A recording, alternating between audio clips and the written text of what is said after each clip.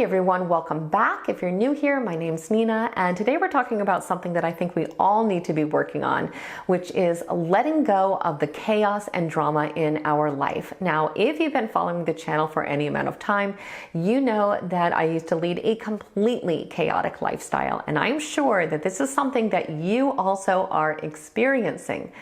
But what if I told you that a lot of this chaos is actually self-inflicted? Now, this is something that I probably would not have believed even 5 years ago, but I have found this to be 100% true. And since coming to this realization, I have gone through and systematically started to rip out chaos by the root, and I am now living a much happier, peaceful, and fulfilling life because of it.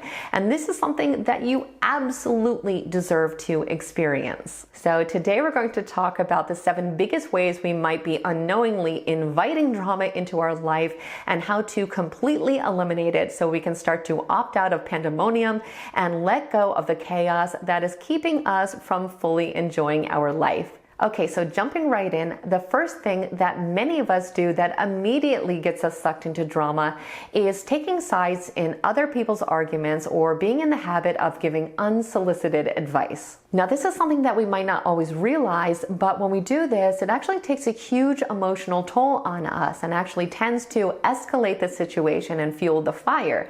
So in the end, it doesn't really help them or us. It actually makes it a lot more difficult for the people involved to resolve their differences, and it ends up making our own life feel a lot more chaotic. So in the future, when people try to pull you into their arguments and their issues that have absolutely nothing to do with you, your new inner mantra needs to be, not my circus, not my monkeys. And I guarantee you, if you start to really internalize this and live by this, your life will change. Now, the second thing can be kind of related, and that is trying to fix other people's problems and feeling responsible for solving issues that really don't involve you. Now, this is something that I realize now that I used to do all the time, and believe me, there is no habit that is more mentally draining. And it's great to be supportive and to offer a helping hand when it's appropriate and necessary. But truthfully, nobody has the emotional bandwidth to just take on everybody else's issues and problems all the time. And when we try to do this, it just completely distracts us from being able to deal with our own issues, which most of us barely have time for to begin with. So we have to learn to set healthy boundaries and to have awareness of where our true responsibility lies. And it's also important to note that a lot of times when we do feel like we have to solve everybody's problems, it can be driven by guilt, whether it be someone intentionally trying to guilt trip us into doing things for them or to solve their problems, or because we have this natural pattern where we feel guilty when we aren't putting other people first. So this is something that we really do need to acknowledge if it is a pattern for us, because when we can resolve it, our life goes in a completely different direction. Now, the next one is overreacting to small things. And I think we're all pretty much guilty of this one. So this is where we take minor issues and take them way too personally or completely blow them out of proportion, which can, of course, create all kinds of unnecessary drama and conflict. Maybe we always overanalyze things or we excessively read between the lines, but most of the time this behavior is completely toxic and self-sabotaging. So if we can instead learn to simply breathe through it and to dismiss small annoyances, it's going to help us to focus on the bigger picture and to stop inventing imaginary problems. Now, the next thing is feeling obligated to please everyone and being in the habit of saying yes to things that we really don't want to be a part of. If we are constantly bending over backwards to do things in the way that other people want or trying to always match our priorities to theirs, we are on a fast track to burnout and feeling completely depleted and resentful. This creates all kinds of internal chaos, so we need to learn to say no when is our honest answer and to be assertive. Doesn't mean that we have to be rude, we can still be considerate, but when we do things purely out of obligation, it tends to be counterproductive anyway because we are not being sincere, and most people can sense that. It also tends to breed a lot of animosity and bitterness, which we absolutely do not need in our life.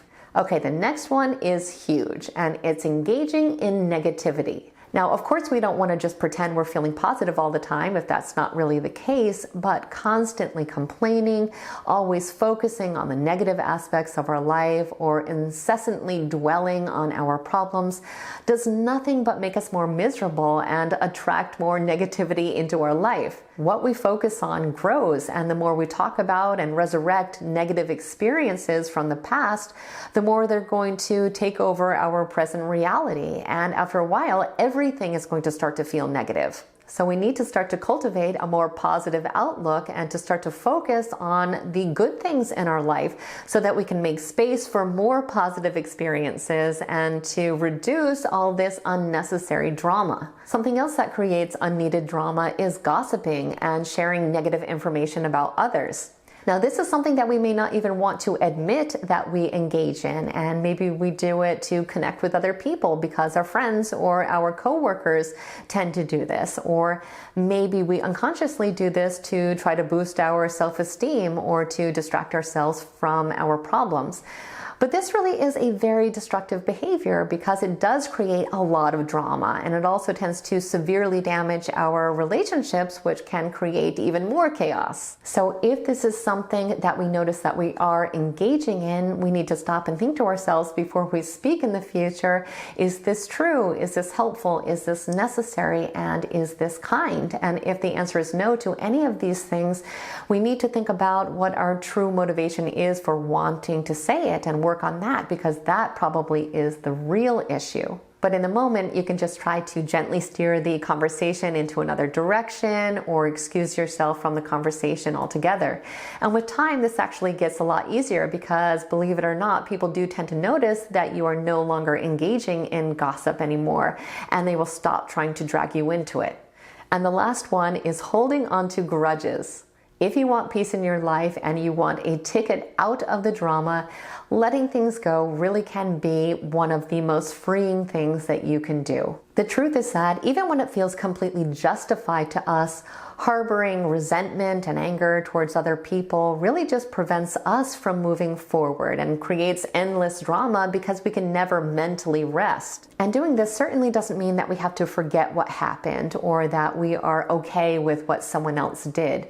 We are simply removing the burden from our shoulders, because in reality, when we hold on to hurts and grudges, we are really the ones that end up suffering. And I know deep down we can feel like we are somehow punishing that person, but we're really punishing ourselves a lot more because we are creating and perpetuating this vicious cycle of negativity that keeps the original drama alive, even when it happened years ago.